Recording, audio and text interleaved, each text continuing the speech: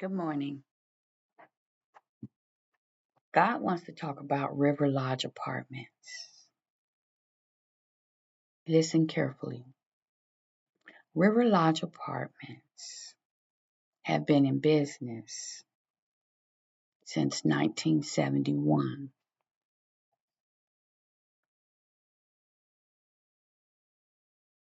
They have special privileges for seniors. Okay.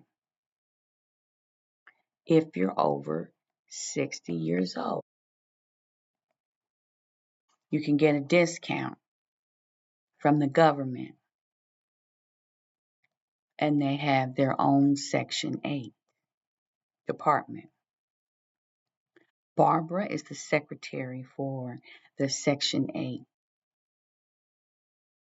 Liz is the secretary for Riverlodge. Kylie is the owner,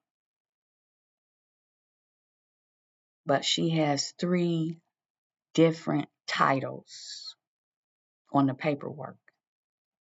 One says manager, one says owner, and one says agent. She's the one that makes the decisions, but she hires someone over her to be the supervisor. Now, when I came, the supervisor's name was Regina. She has been let go. Okay. I moved in December 3rd, 2024. I left Laurel Green Apartments because there was a woman there, and Persian-Smith told us she was the manager. She was actually the security guard. Karen Granis was a social worker and secretary. When those two came, they changed all the rules. They were very nasty to the tenants. It was a new building with 40 units. Everybody there was either totally disabled, mentally ill, or displaced for some reason. I was displaced. I didn't fall under the category of totally disabled. I'm not totally disabled. I had a mental breakdown that lasted for 5 years. When I came out of the depression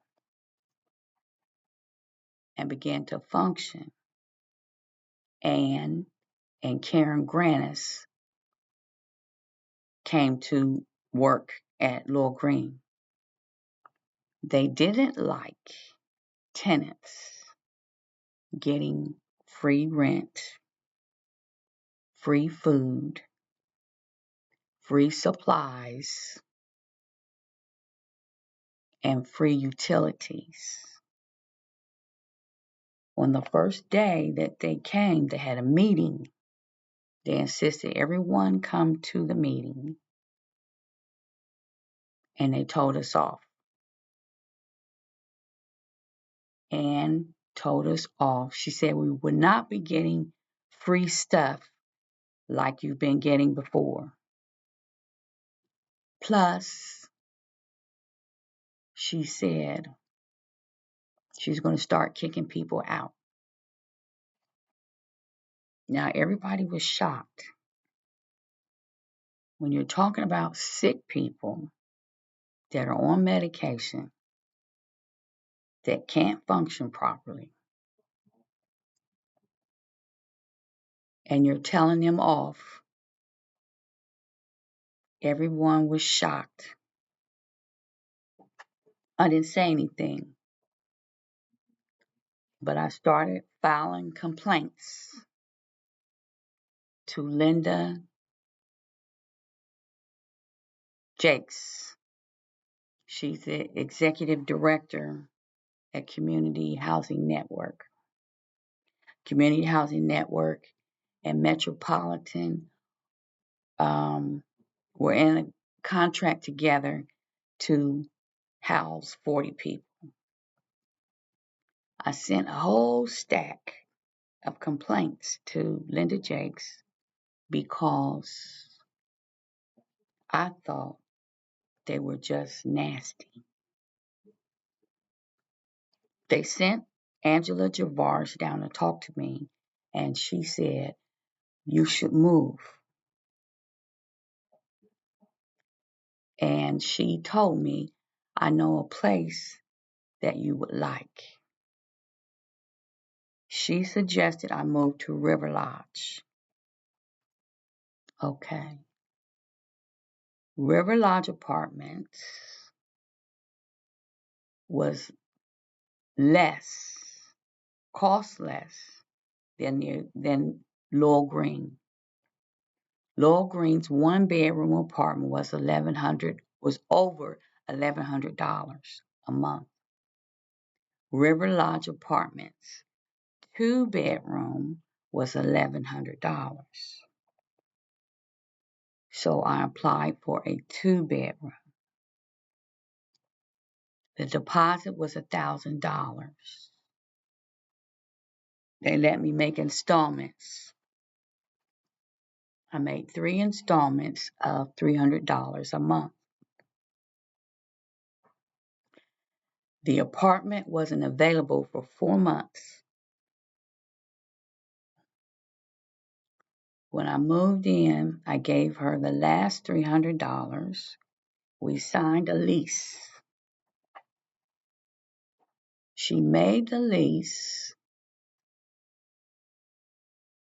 for $1,000 instead of $1,100. Now, on the website, it says $1,100 for a 2-bedroom. So it doesn't make sense for her to write a contract for $1,000 when she had $1,100. My voucher was for $1,100.